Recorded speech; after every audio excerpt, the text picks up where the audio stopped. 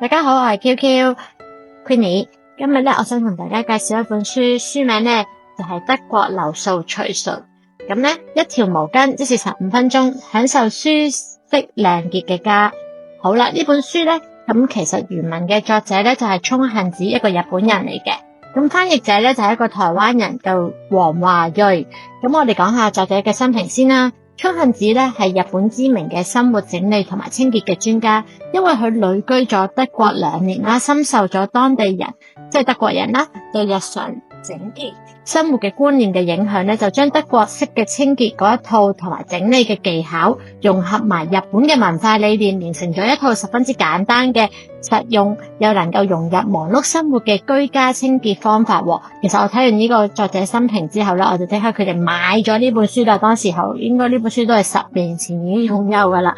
好啦，咁佢作者嘅背景咧，其實佢係生於日本嘅兵庫縣啦，曾經留學過德國、荷蘭、英國咧等等，學習生活行銷同埋居家整理嘅相關知識嘅，係一家清潔服務公司嘅代表啦 Fresh Group， 咁一個德國公司名嚟嘅，活躍於雜誌、電視、公開演講等等嘅媒體，傳播生活整理嘅智慧，亦都擔任咗咧經濟產業省同埋厚生勞動省等政府審議會委員嘅，亦有大學客座嘅教授。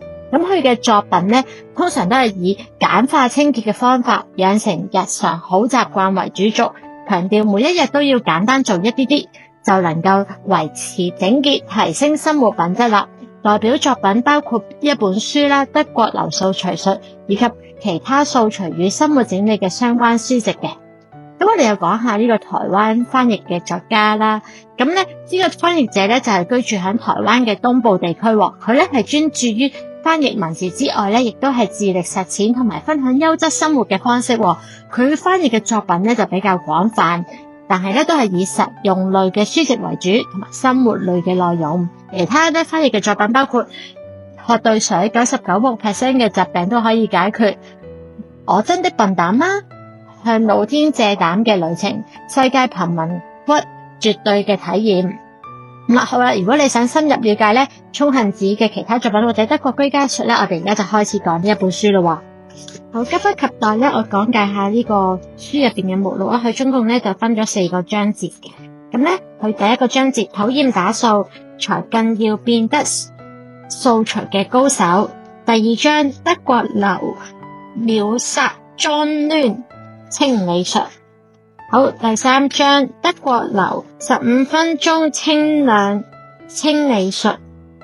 第4章討厭打掃變身成為德國流數除高手。咁亦都有 Q&A 嘅環節。咁我其實當時咧呢本書咧我係冇睇過佢個目錄咧，就已經決定買呢本書翻嚟。最主要嘅原因咧，因為我喺一間德國公司做咗差唔多8年，當時個老闆咧係德國人嚟嘅，咁佢間房咧係真係以白色為主啦，好整潔。咁我覺得德國人咧佢哋應該有一套整理屋企啦，或者整理自己人生、整理佢哋嘅工作環境嘅好幫手，或者一啲概念啦。咁我所以咧當時睇到呢本書關於德國嘅方法咧，我就想即刻買佢翻嚟就即刻睇啦。加上一個日本人啦，日本嘅最著名嘅作品有呢個斷捨離啦，咁所以我就即刻就覺得需要買呢本書。佢應該將2個國家嘅技術涵蓋咗喺同一齊，所以將呢個最乾淨嘅方法、最整理嘅方法，人生咧就會好順暢添啦。咁好啦，咁第1章啦，佢就會講解一下咧，究竟用啲咩方法或者咩嘅器材就放喺屋企嚟負責打掃啦。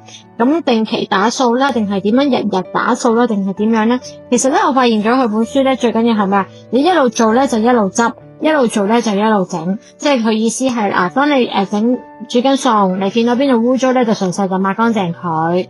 咁例如房門咧，通常就打開，咁令到咧空氣係好流通，同埋玄關位咧，通常都唔掉任何嘢咧，等佢非常之暢通嘅感覺。餐桌上咧，成日都係保持乾淨。房間嘅中間咧，千祈唔好擺大件嘅家具啦，等個整體環境咧感覺好舒服。呢啲咧都係書入邊啦講嘅重點啦。第1章係啦，東西一污糟咧就唔使諗啦，即刻清除咗佢啦。一起身咧就即刻開窗啦，抹到間屋嘅物品通常就乾乾淨淨為主嘅。咁啊，第二章啦，佢秒殺髒亂啊嘛，佢嘅清理術，即是話頭先覆蓋翻第一章嘅情節啦。唔好成日用好討厭執嘢，好忙係一個藉口啦。咁佢就話見到邊度即刻有油啊，有污塵嘅地方咧，就即刻執咗佢啦。就唔好俾話冇時間成為咗一個藉口，咁就可以令到嗰個地方啦即刻就會變成乾淨嘅。好啦，一路做就一路順便打掃，呢個都係佢第二章嘅主要嘅原則啦。係啦。一路開餐可能一路整啦，咁一路撳熄個鬧鐘咧，就一路執一執側邊啲灰塵啦。咁呢個都係佢第二章最主要咧。其實我哋日常生活入邊咧，邊度有問題就即刻整理咗嗰度。咁佢有好多方法嘅，成個章節入邊係啦。咁一路可能一路刷牙就叫你一路抹下塊鏡啊，一路沖涼就一路叫你用個海綿就抹下身邊啲玻璃啊，一路沖涼咧就一路將嗰啲沐浴品咧就排翻靚仔啊，一路沖涼咧就一路將排水口咧嘅頭髮就清理啦。咁呢個就係其實佢第二章最主要帶出嘅內容啦，就係一路生活嗰一件事情上咧就一路執好佢。咁佢第三章啦就係15分鐘就清理術。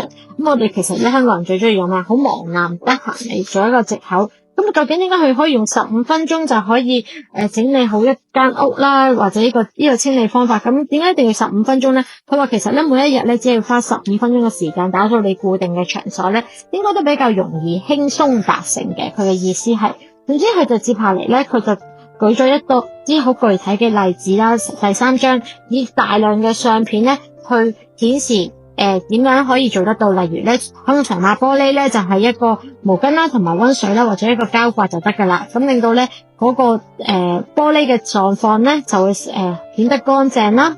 因為呢個咧都係德國人咧或者德國啲叔叔鋪頭賺錢啊，佢哋通常咧最精簡嘅方法都係得一塊布或者支水同埋一個膠刮嘅啫，咁就 OK 啦。咁另外咧，除塵布同毛巾啦，都係放喺側邊，需要見到塵嘅地方就即刻抹咗佢。佢嘅意思就係咁樣咯。咁就唔使擔心咧，隨時有人嚟屋企拜訪咧，都係哇即刻要執係大半日先可以俾人嚟拜訪啦。咁佢大量嘅相片另外將佢顯示廚房啦，都係啦。例如廚房咧，通常我哋都寫咗嘢啊，通常都係隔幾日或者先至去清噶嘛。咁呢個都係唔啱嘅。佢覺得一整污糟咗咧，嗰一日入邊就即刻整理好佢啦。咁另外咧，毛巾係萬能嘅法寶啦。咁佢就顯示咗每一個位置咧就順序，例如今日每一日都係15分鐘嘛，嗰塊毛巾咧就係每一日都會用咗15分鐘嘅時間咧嚟順勢咁樣抹一抹。咁佢就通常就建議咧會拎起個 timer 啦，就計時，總之唔理點樣都好，就係15分鐘咧就完成咗噶啦嗰日。係啦，多1分鐘佢都唔會嘅。佢嘅意思係咁樣啦。呢個話題係咪好簡單啊？但係其實養成呢個習慣咧，咁佢就覺得係可以咯。咁就令到間屋好整潔啦。抹過之後咧，點解都係覺得唔乾淨咧？咁啊，因為可能個毛巾啦，佢真係沾污糟咗咧，你哋就換過一條新啦，就唔會顯示到俾人覺得好深深疲累嘅感覺。基本上日日清咧，基本唔會有頭先講嘅狀況，覺得都仲係點解日日抹都覺得污糟嘅，只係我哋冇嘗試實行，日日都係去做呢件事情咯。係啦，咁水龍頭呢啲位置咧，即係去水位啊。咁佢通常就話咧，用啲中性啲嘅清潔劑啦，加埋一啲去污粉咧，就倒落去個渠道啦，令到佢就唔好發臭啦。咁一路掃落去咧，例如佢都會講排水位咧，就要放啲洋蔥汁啊、海綿啊咁樣啦，令到佢可以塞住嗰啲位置咧，令到佢變得乾淨同埋冇臭味發出嘅，係啦。咁最主要其實佢都係成本書嘅內容咧。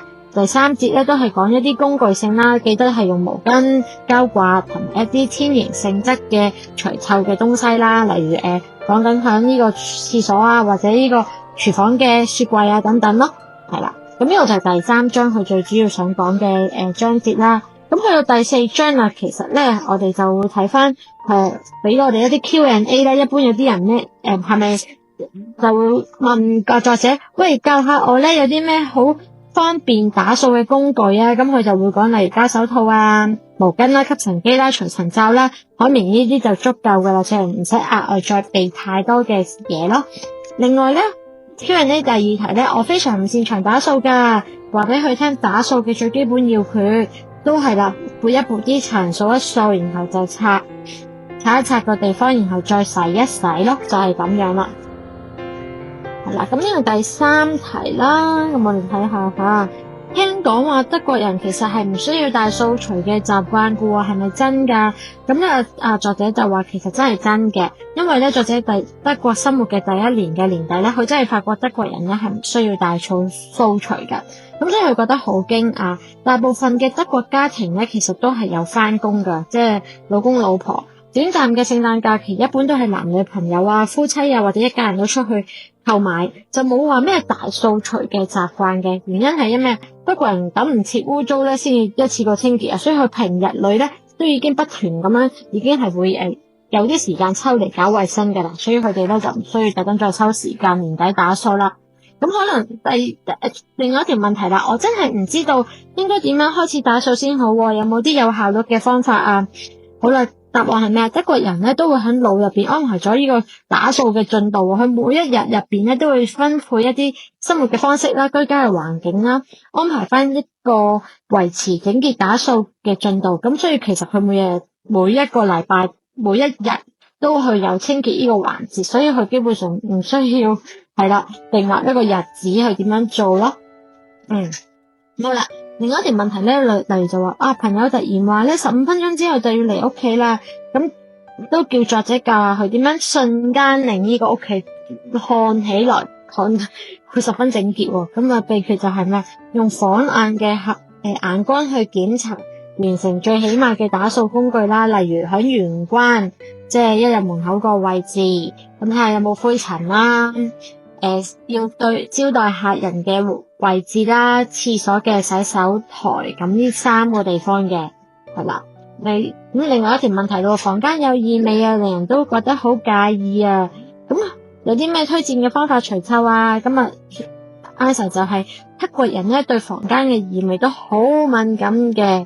咁好啦，咁佢哋會擺啲咩咧？例如橙皮啦，一系列橙皮系列嘅香水等等咧，就作為呢個室內嘅芳香劑啦，亦都會擺上一啲綠色嘅植物，有助淨化空氣嘅。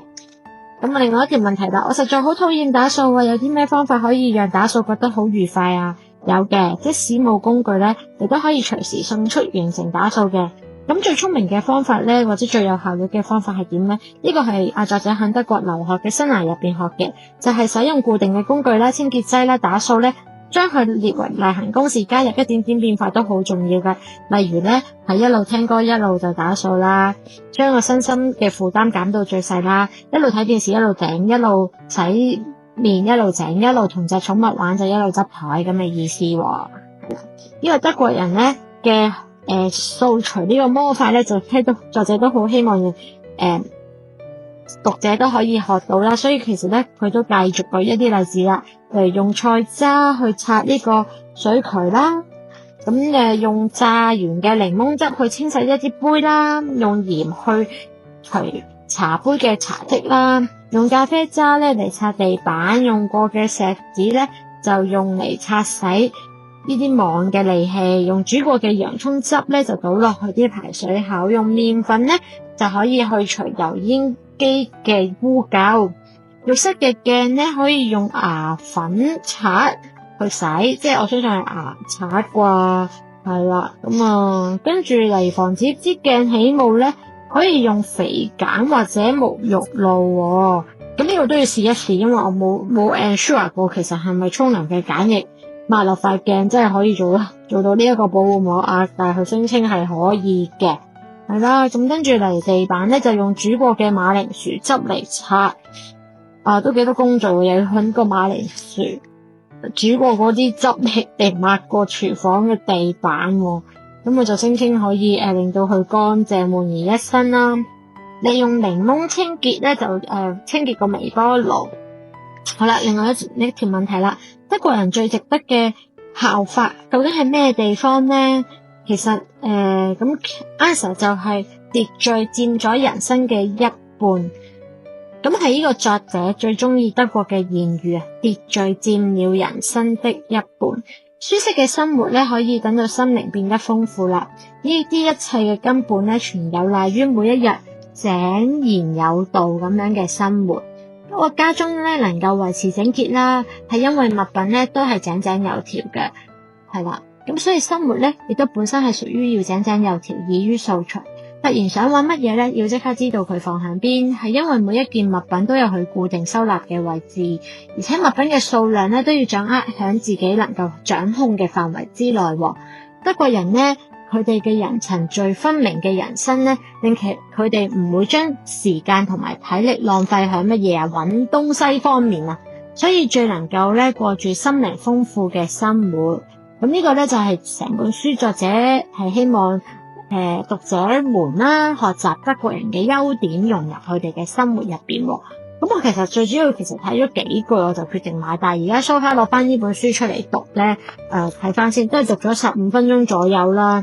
咁都係一件好事嘅，因為睇翻當時真係覺得德國人嘅技術係好好。問我間屋，其實而家我咧周圍望一望都幾亂下㗎。咁唔好浪費時間去揾啦。或者用翻呢個斷捨離嘅方法，真係你1年咧冇用過嘅嘢，可能真係要撇咗佢啦。咁咧，如果你都中意我呢個 channel， 咁你哋大家記得訂閱我呢個 channel 咧，撳like 手指公啦，同埋繼續聽或者留言，等我得個知道㗎，唔該晒。